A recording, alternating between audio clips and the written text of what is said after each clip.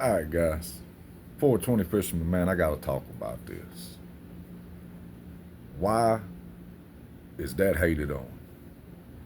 I hear so many pros talk about you using the wrong shaky head stand up jig. And I want to talk about it because I think what a lot of fishermen are missing on that, especially in the pros, is the most common bait you see them use on it is damn 9 to 12-inch, 10-inch, big long worms. But me, I like using little 4 or 5 inch lizards. You little, that's a hog farmer, spunk shad, I think is what I got.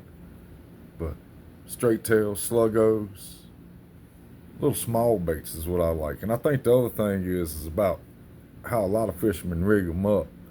A lot of them, man, they just go straight through their baits. And then they come up and they do that. And you know, it's just gob there. So even the hook,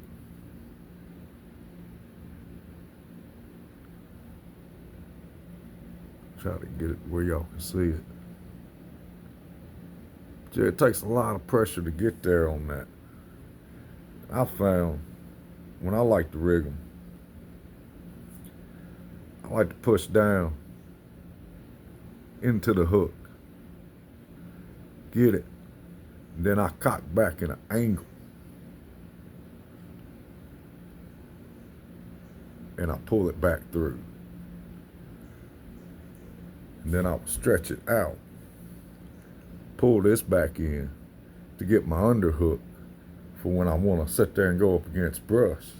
But as you'll notice, when I come in like where a fish would, when it picks it up, pops it down, that hook is right there every time.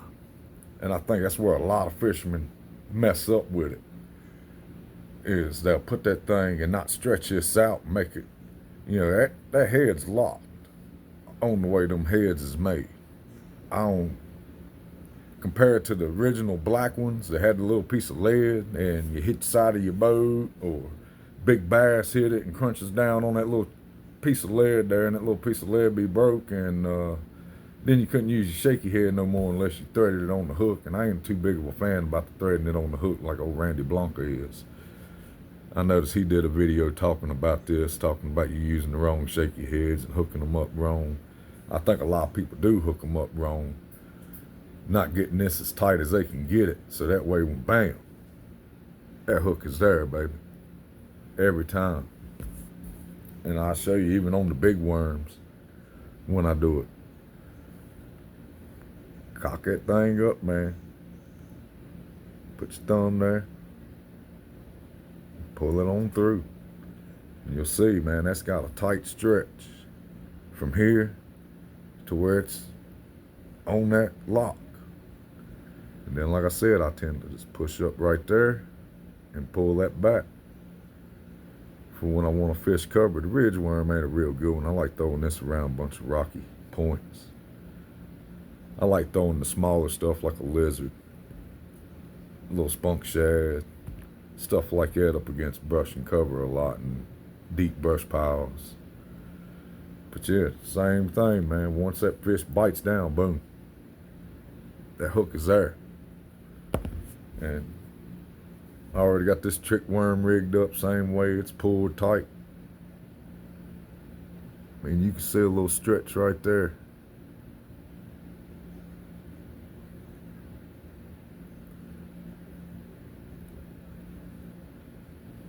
Back of the mouth and the roof of the mouth every time with my spot remover. I do not understand why the Buckeye spot remover is hated on so much by pros. I think the other reason why is they get discouraged when a smaller fish comes up and grabs that tail and ain't got nowhere near that right there. And that smaller fish is running off with that tail, and then they're like, oh, missed so many fish on this shaky head. Oh, it sucked today. I don't know why I missed so many. Because they were small fish, fool. And you worried about a small damn fish, man, get out of here, dude. You probably knew it was a small fish. You using a big old rubber worm like that, a little damn dink comes up and grabs that tail, dude. And you swing, of course you gonna miss so many fish like that using big baits. That's why I say, man, a little 4 or 5 inch bait, man, you'll get a whole lot more fish on a shaky head, I guarantee you. This is me from the 420 Fisherman, giving you insight.